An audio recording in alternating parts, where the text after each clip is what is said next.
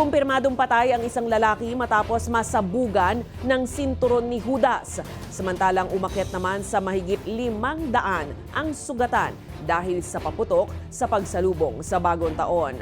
Dalawa naman ang patay dahil sa ligaw na bala. Ang balitang A to Z ni Ace Cruz.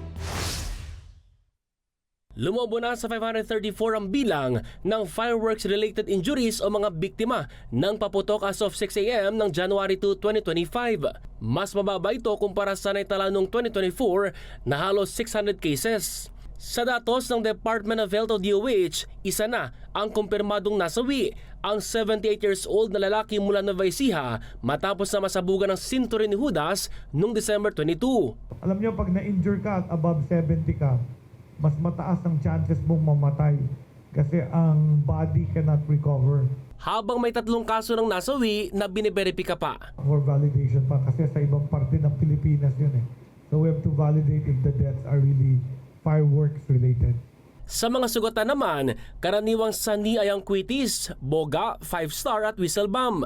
Huwebes ng umaga, inikot ni Health Secretary Ted Herbosa ang Philippine General Hospital, Manila Doctors Hospital maging ang Tondo Medical Center. Nananatili sa Code White Alert ang mga hospital hanggang January 6 sa posibilidad na tumaas pa ang mga kaso ng injuries. Madadagdagan pa yan kasi some hindi nagpapagamot agad eh.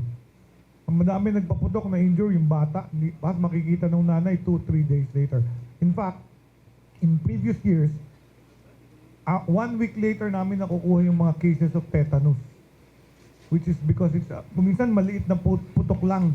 Talagang band-aid type lang na sugat. Tapos hindi nagpunta sa ER, hindi na injection na ng anti-tetanus vaccine. Nag-present yan 1 week later. So palagay ko madadagdagan pa yan until January 6.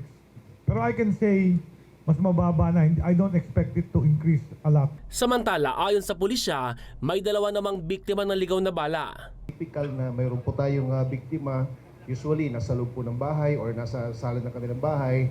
Then without any apparent reason, may napansin sila o naramdaman sila na mainit na part ng kanilang katawan that leads them to kumbaga mag-speculate na tinamaan sila ng astray bullet.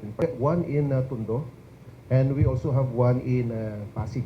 Bukod sa mga biktima ng paputok at ligaw na bala, nakatutok din ang DOH sa mga non-communicable diseases sa kadikit ng holiday season, gaya ng stroke, heart ailment at bronchial asthma.